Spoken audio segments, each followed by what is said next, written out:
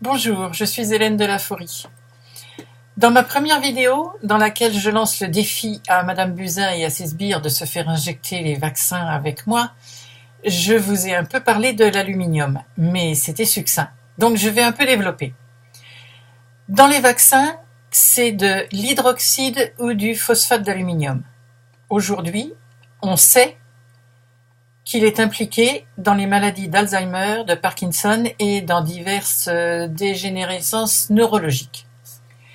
Selon Hermann Hugh Funenberg, c'est un immunogénéticien, un individu ayant reçu 5 vaccins consécutifs contre la grippe a 10 fois plus de risques d'avoir une maladie d'Alzheimer qu'un non vacciné. Autre précision, les professeurs Gherardi et Chirin ont trouvé que l'aluminium était responsable du développement d'une nouvelle maladie qui s'appelle la myofasciite à macrophages. La plupart des victimes de cette maladie avaient reçu le vaccin contre l'hépatite B ou celui contre le tétanos, qui contiennent de fortes doses d'aluminium et qui sont tous les deux des vaccins obligatoires. Il faut savoir qu'une fois entré dans les cellules, l'aluminium prend la place du fer, il va dans les tissus qui réclament du fer, et notamment dans les muscles et le cerveau, ce qui fait qu'on a l'Alzheimer et qu'on a mal partout. Un autre point qui est précisé par Michel Georget, il rappelle que pour être potable, l'eau ne doit pas contenir plus de 100 microgrammes d'aluminium par litre. Or, une personne vaccinée contre l'hépatite B en reçoit 1250 microgrammes d'un coup.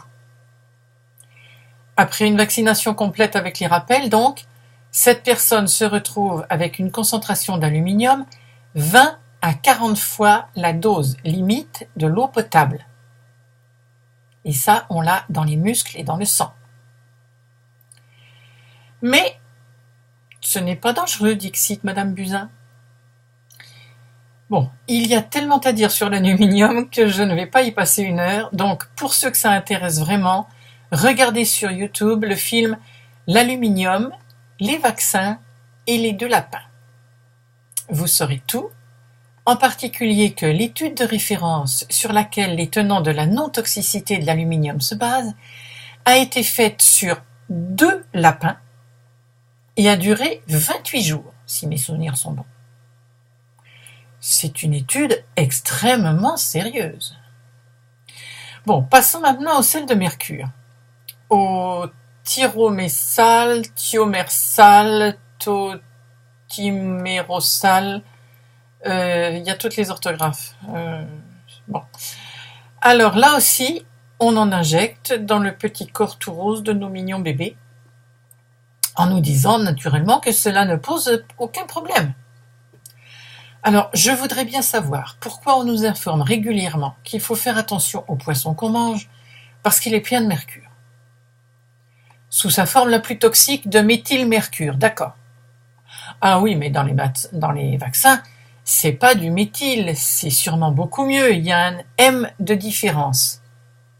C'est sûr, un bébé en mangerait avec délice s'il avait des dents. Bon, au passage, évitez le thon. Il paraît que c'est le poisson qui en contient le plus. Ensuite, les amalgames dentaires. On les a supprimés à cause du mercure qui empoisonne les personnes qui ont des dents pleines de trous.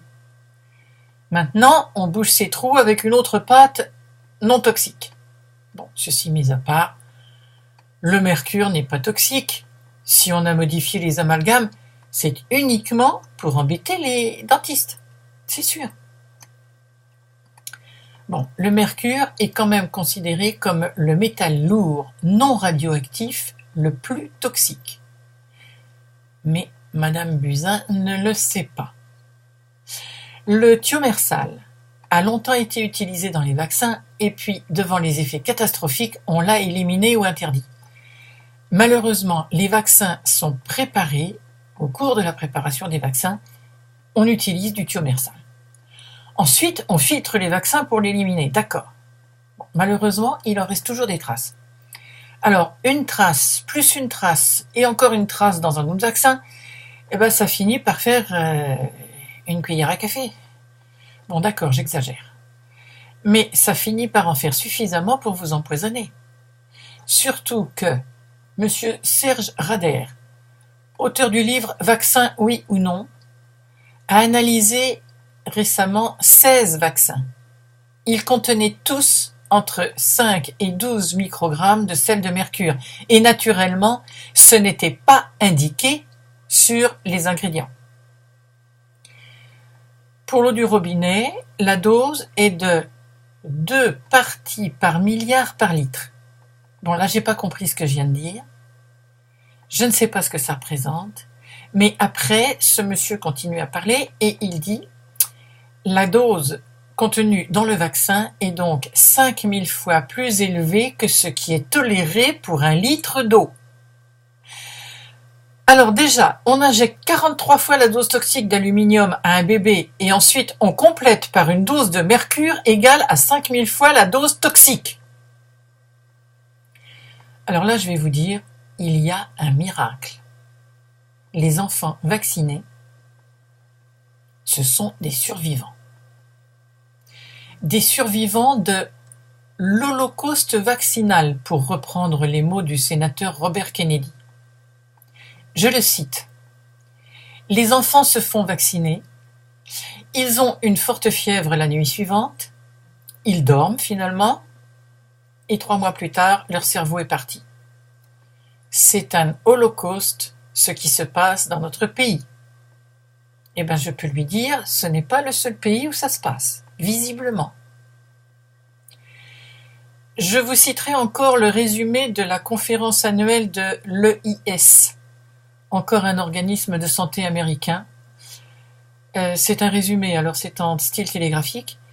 Risque augmenté de troubles neurologiques après forte exposition aux vaccins contenant du thymérosal au cours des premiers mois de la vie. Bon. Et on apprend aussi dans ce rapport, cette information absolument magnifique, que les agences fédérales de santé ont comploté pour empêcher que cette information soit connue des services de santé au sujet des vaccins en général et du mercure dans les vaccins en particulier. Et cette étude se termine par les résultats. Nous avons identifié 286 enfants atteints de dégénérescence, 3702 avec des troubles du développement et 310 avec des troubles rénaux. Alors, je vais vous dire quelque chose que j'ai absolument pas compris, enfin, juste là. Le risque relatif de développer un trouble du développement neurologique était de 1,8, entre parenthèses, intervalle de confiance à 95%, entre crochets IC 1,1-2,8, lorsque l'on comparait le groupe le plus exposé à 1 mois d'âge, dose cumulative inférieure à 25 microgrammes, au groupe non exposé. Bon, je ne sais pas si vous avez compris, moi j'ai rien compris. Mais il me semble que cela veut dire que le groupe qui avait reçu les vaccins était plus amoché que celui qui n'en avait pas reçu. Alors, l'histoire des études concernant la dangerosité du thiomersal, ça relève du guignol. Il y a une étude qui voit un lien entre mercure et autisme, et puis 3 ans plus tard, au moment du rapport définitif, il n'y a plus de lien parce que les données ont été perdues. Il y en a une autre qui dit « c'est pas toxique, mais ce serait quand même mieux de retirer cet adjuvant des vaccins ». Encore une autre qui dit « bon, peut-être bien que oui, peut-être bien que non, il faudrait faire des études complémentaires, mais en attendant, retirons-le des vaccins ».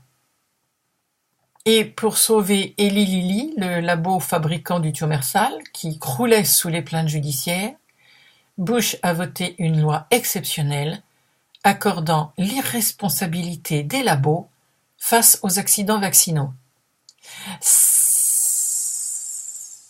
Aie confiance.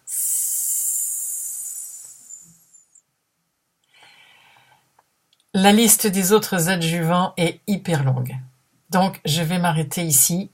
Mais, petit conseil avant de vous quitter. Si vous faites vacciner vos bébés, prenez des photos d'eux juste avant, puis après, régulièrement, éventuellement toutes les heures, si votre bébé a des réactions étranges et inquiétantes.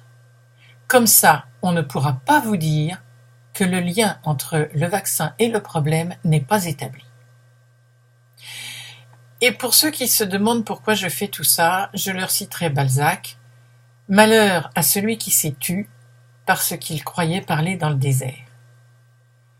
Alors ce serait sympa si vous me faisiez un petit signe pour me dire que je ne parle pas dans le désert. À bientôt.